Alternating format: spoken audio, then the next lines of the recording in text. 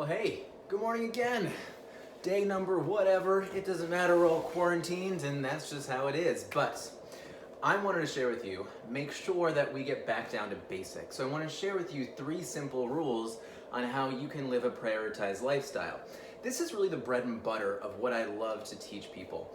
And it's where we can really find a lot of control in the way that we're eating. We can really increase the amount of satiety that we end up feeling. That can help us just control how much we're taking in and not feel kind of live on the fringes of where hunger is. Control blood sugar, control cholesterol, improve bowel movements and energy, and making sure that we're awake and aware throughout the rest of the day. But this really is where everything starts. And if I am not able to work with someone and get them to really adopt these lifestyle habits, well, we keep working on them until it happens. And it doesn't need to be hard. It's not always simple, but it doesn't mean that it needs to be hard. So stay with me, I want to share those things with you. If this is going to run over 10 minutes, check out the full video over on my YouTube channel, and feel free to also visit www.foodisfuelnyc.com/blog for the full info, just because this can be written out if you feel like not watching the whole thing. And remember, if you like anything, please share, like, comment, and let me know what has been helpful for you. But a prioritized lifestyle, this is what I wanted to wrap up a lot of what I teach people in. This is one kind of hashtag almost, right? But living a prioritized lifestyle does not mean that you are restricting. Living a prioritized lifestyle does not mean that you have to choose between never having a donut again and achieving some of your weight loss goals, or not enjoying any of your social situations with friends or family and needing to always kind of be just, forever in quarantine. That's not the way this really is. But for anyone that's looking just somewhere to start, and I really want to make sure that the way you eat is very personal. And so I'm not here to tell you that you're wrong. I'm not. And this information does not tell you that you're wrong either. But this is just to give some guidance. When somebody comes to me and they say, I'm a little bit lost, I need to get either back on track, or I just need to find my way, or I have a goal that I have not been able to achieve for so long, I'm gonna run through this first. And again, it's 3 simple rules that I really want to make sure that someone's following. And I kind of use this term rules very lightly because I don't like to think that it's it's this way or it's never going to work, because it's not the truth. Okay? Still caffeinating up here. But living a prioritized lifestyle means number 1, it means that you are working to maintain the muscle mass that's in your body. Everything in nutrition. We need to make sure that however you decide to live, however you decide to eat, that you are maintaining the muscle that's on your body. If not, if you do anything to compromise the muscle on your body, you are going to take away, you're going to remove the thing from your body that's actually helping you to move, remain strong, control your blood sugar, make sure that you are able to stay awake and aware throughout the day. Your muscle is what's actually using up all the nutrients that you're actually eating, and it's using it to get you through your day. So we want to make sure that we don't compromise that at all.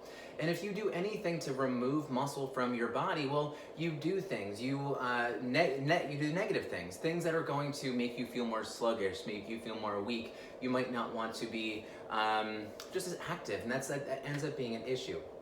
So I want to make sure that we don't do anything to compromise muscle mass. Muscle is the thing that's driving a lot of your overall health. Now, the big thing is that as we age, right, we lose 5% of our muscle mass every decade. So you are constantly losing muscle just by aging. But you can do things to make sure that you will not be making that worse, right? We want to make sure that we're going to mitigate those type of changes as best as we can. And you can do that by making sure that you're eating in a way that feeds your muscle the way that it wants to be fed. So 3 simple rules, okay? Now, number 1 is really looking at when muscle wants to eat. So timing of meals is really important. This is going to be something that can be almost a little bit polarizing, and I think it can be almost triggering for a lot of people. I do want to make sure that someone does start out by understanding how their muscle wants to eat when. And so that's going to be about every 4 hours. I say every 4 hours, but really every 3 to 5 hours is when the concentration of things like blood glucose and also your amino acid loads, that those start to drop. And your muscles are then looking for those nutrients to help maintain itself and just energize it. So we want to make sure that you're eating about every 4 hours, because if you and I were to eat right now, we would start, and we tested our blood, we'd see the concentration of blood sugar, we'd see the concentration of things like amino acids, right, the breakdown proteins that we're going to maintain our muscle. Those are going to come up, and then it's going to eventually hit a high point, and it's going to come right back down. And that just means it's getting lower. It doesn't mean you're going to die if it gets too low, but it does mean you might feel sluggish. It does mean you might start to compromise muscle mass. So I would want someone to start to really think about eating about every 4 hours. Again, it might be earlier or later depending on what your schedule is. It might be earlier or later depending on when you worked out, so maybe post-workout recovery. But we want to make sure that you're keeping about every 4 hours. And that's going to end up helping not only hunger, but maintaining your muscle mass, and also making sure that you maintain your blood sugar. I also like to make sure that we're eating about every 4 hours because of what we need to put in our body. Because if we end up skipping a meal, I'll bet you're not going to die. I promise you won't going to die, right? Now, if you are eating, let's say you go 6, you go 7 or 8 hours without eating, you are going to be okay, but it's not optimal for your overall body. That says optimal. It does not mean that it's going to be the worst case scenario if you don't eat. But I would want to make sure that you're eating about every 4 hours. Now, every 4 hours, that's number one. Now, number two is making sure you know what you prioritize. This is not telling you anything you cannot eat. I'm not coming from a restrictive standpoint.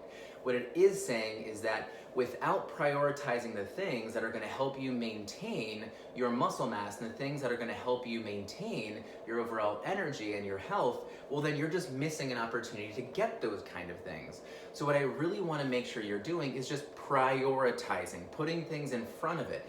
It's the same thing as someone saying, or maybe a child saying, I want to go outside and play. All right? Okay, go outside and play. That's fine. But I want you to clean your room first. So no one's saying you can't, right? No one's saying you can't go outside and play, just clean your room first. The same way when someone says, oh, I can't have a donut, I can't have a taco, bullshit. But I would just say that it's something where you need to make sure that you're getting the things in first that help you maintain your muscle mass. And that's protein, and that's also then going to be fiber. Now, let me tell you what's going on with protein. Now, protein is what is going to help maintain your muscle mass. And we all need the active population that I end up working with. I either call them my urban athletes because they're people that are working 9 to 5, whether at home right now or in the office previously or later after this whole quarantine. But I want to make sure that what you're doing is that you understand that to maintain your muscle mass, you need a certain amount of protein. And I don't care if you are vegan, vegetarian, or taking bites out of live animals. You need enough protein. And where that really starts is going to make sure that we're usually talking kilograms, but let's break it down into pounds. We want to make sure that you end up getting enough protein if you are a very active individual. And where that is going to end up starting is going to be about 0.8, so 0.8 to 1.1 grams of protein per pound, all right? What I would want to make sure that people don't do is ever eat less than 0.55 grams of protein per pound. You might not even know what a gram of protein is, but this is a good starting point for you.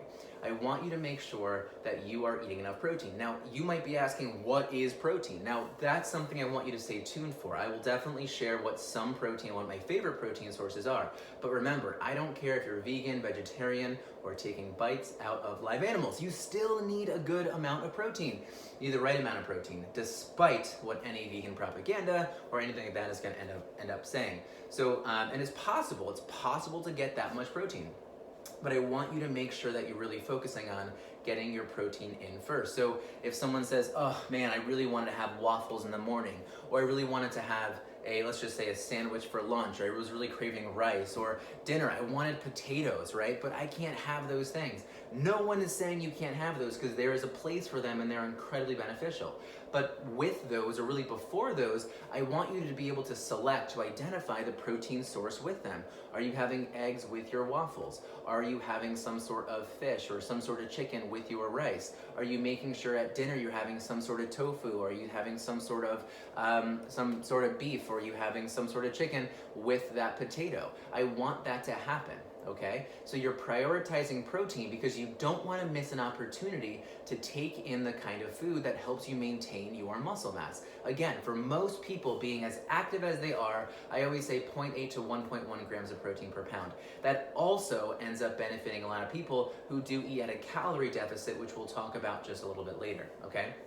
So I really want to make sure that you're eating every 4 hours and that you end up getting protein in first. You're prioritizing protein because you don't want to miss the opportunity. Now, let's say that you end up needing like 150 grams of protein.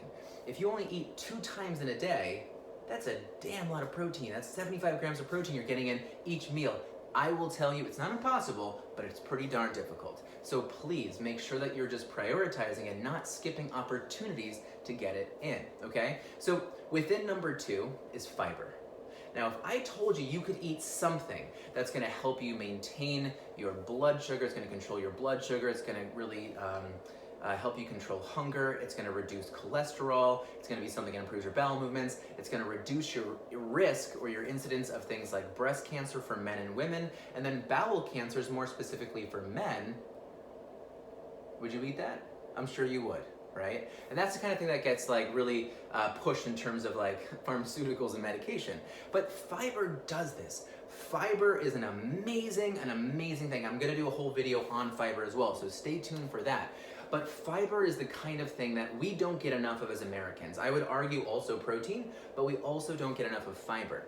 Now, fiber comes from this thing that's been demonized, and what do you think that is? That's called carbohydrates. Now, when someone looks at me and they say, Ryan, I don't eat carbs, and they're looking for me to kind of wink and say, good job, Sam. Well, I'm telling you that it's not good, because what we need is we need those carbohydrates in our body because that's where our fiber comes from. Now, I think most people, what they're saying when they don't eat carbs, they're telling me they don't eat starches, which I also have a problem with, which we can talk about. But fiber is something that's going to come from a lot of our fruits, our vegetables, and also our starches. And fiber really comes in 2 different sources. It comes in soluble and insoluble. And something like, more specifically, it's soluble fiber that's going to come from vegetables, some of the more popular, not the popular ones, but the ones that are most beneficial, things like your broccoli, your Brussels sprouts, your carrots, your asparagus, those things have a high amount of soluble fiber. And things like our fruits, things like our berries, specifically blackberries, raspberries, our mango, our apricots, and things like our oranges or clementines, those are going to be the type of fruits and vegetables that are going to have a more beneficial kind of fiber that slow digestion, control blood sugar more, and also pull cholesterol out of our body, okay? But again, we'll talk about that more. We also have things like starches, our beans, our potatoes, our oats. Those also have really beneficial amounts of fiber as well. So when someone tells you they'll eat carbs, because that larger category of carbohydrates within it is your starches, your fruits, and your vegetables. Dairy also has some carbohydrate in it, but no fiber. But we're gonna make sure that someone is eating those foods because we wanna make sure you're getting fiber in there. And the same thing with protein. If you skip a meal and you're not able to get for females, 30 to 35 grams of fiber in, and for men, a little bit more at 38 grams of fiber, well then you're putting yourself it's a disservice. And you really want to make sure that you're not missing an opportunity to get that fiber in there.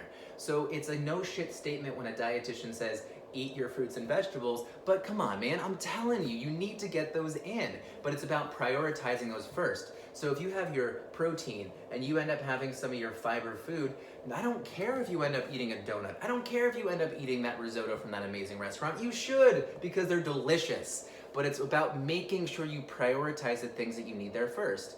And then we'll talk about calories, and this is not telling you just eat whatever you want, okay? Now we're coming up on the 15-minute mark, so please scoot on over to my YouTube channel, and you can just search for Ryan Turner or Food is Fuel NYC just to finish this conversation out. But next, the third thing is going to be hydration, and it's just making sure that you're getting enough of that hydration in there. And that's going to be something where it's just simply, start with this, half of your body weight. So take your body weight, divide it by 2, Now, in ounces, you want to drink that much hydration. That can come from things like coffee, tea, seltzer, but fruits, vegetables, soups, those also have those in there. So don't miss the opportunity to get that hydration in. You need that there. Make sure that you front load your day early and often. Do not get thirsty, all right? So that's actually pretty good. I just gave you pretty much most of the information that you might end up needing to live a prioritized lifestyle. But let's just go through them again to make sure you got this. I need to make sure that what you're doing is that you're really hitting on your number one. Make sure that you are eating about every 4 hours. Timing of meals matters. And so things like our intermittent fasting zealots and a lot of our people that might do keto, those people are gonna say, you wanna go extended periods of time without eating because there's such a big benefit. Okay, there can be a benefit, but with the right strategy. So that's fine, but that's where we start to personalize nutrition. But I'm not gonna tell anyone to fast for an extended period of time, especially when someone tells me I'm struggling with binge eating. I do not jump into fasting right away. Come on, people, we know not to do this.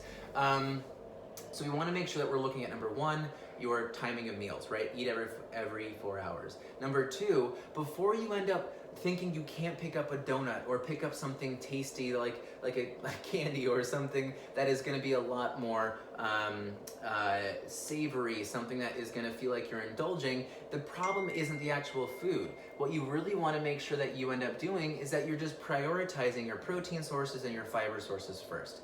And then I would really love for you to then make sure that you're just getting in the type of foods that you want, okay? And stay tuned, we'll talk about protein and fiber in a different video. And number three, let's make sure that you're staying hydrated. Early, often, don't get thirsty. Your thirst mechanism is the thing that is gonna tell you whether you're thirsty or not. And if you're feeling that, that means that you've already waited too long. So please make sure that you're actually just drinking enough water. And the most hydrating liquid out there is not always going to be water either. Especially after workouts. Things like a dairy-based recovery shake, even things that have electrolytes like your potassium, magnesium, calcium, chloride. I'm missing one more in there. Sodium, right? That's what I missed. But you want to make sure that you're always getting those electrolytes in. So anyway, living a prioritized lifestyle is not about restricting. It's about making sure that you prioritize things first and then you move on to the things that you're really, really loving and craving. But there's no blame. There's nothing saying you can't eat something, but it's all about not missing the opportunity to get these things in first. You get it? If not, let me know. But this is the bread and butter. This is the start. This is where we have to make sure someone's understanding how to eat. This is the foundation of nutrition. All right, guys? Take care. Check out my other videos. Again, if this is benefiting you, if you feel like there's someone else that's going to benefit, please like, share, comment. Check out my YouTube video if you're not there already. My YouTube channel, there's a couple more info videos there. Check out Instagram at Food is Fuel NYC. And also check out my blog, which kind of breaks all this down just a little bit more, maybe more succinctly than I can get across in video, all right? That blog is at foodisfuelnyc.com/blog, okay? So guys, thank you so much, and remember, you got this.